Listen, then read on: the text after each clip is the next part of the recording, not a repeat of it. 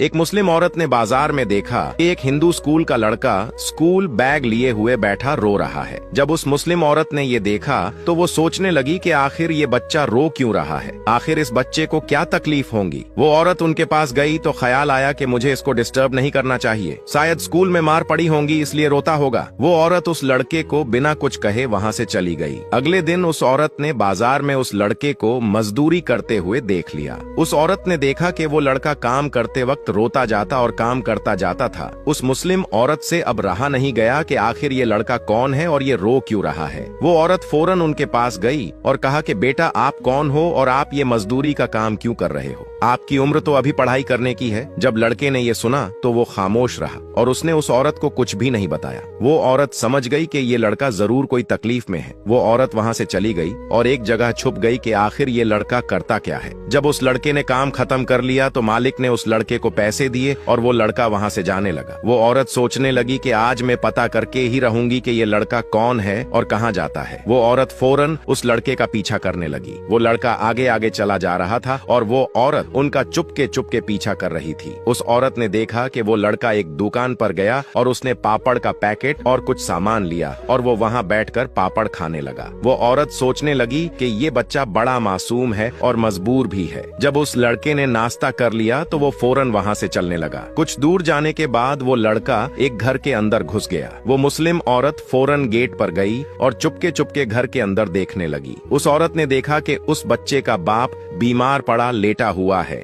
बाप ने बेटे से कहा कि बेटा मेरे लिए खाने को कुछ लाया है। उस लड़के ने फौरन बाप को दुकान वाला नाश्ता दिया और बाप उसको खाने लगा। उस औरत ने ये देखा तो वो फुट कर रोने लगी कि क्या गरीब लोग हैं। वो औरत फौरन वहाँ से तेजी के साथ चली गई और घर आकर सोचने लगी कि मुझे उनकी मदद करना ही चाहिए। अगर मैं उसकी मदद ना कर सकूं तो मैं भला इंसान किस काम की। उस औरत ने फौरन अपने शौहर को कॉल किया कि आप जल्द से जल्द ऑफिस से घर आओ, मुझे अर्जेंट काम है। कुछ देर बाद शौहर भागता हुआ घर आया और बीवी से कहा कि इतना भला क्या अर्जेंट काम है जो मुझे इमरजेंसी बुलाया। बीवी ने कहा कि आज हम अल्लाह की रजा के लिए बहुत बड़ी नेकी करेंगे। उस औरत ने अपने शौहर को उस लड़के की सारी कहानी बता दिया। शौहर कहने लगा कि ये तो अच्छा मौका है किसी की मदद करने का। वो दोनों फौरन घर से निकल गए और उस लड़के के घर पहुंच गए। लड़के ने उस औरत को पहचान लिया। बीवी ने उस बीमार शख्स को कहा कि भाई साहब आपको क्या बीमारी है और आप इस लड़के से मजदूरी क्यों करवाते हो,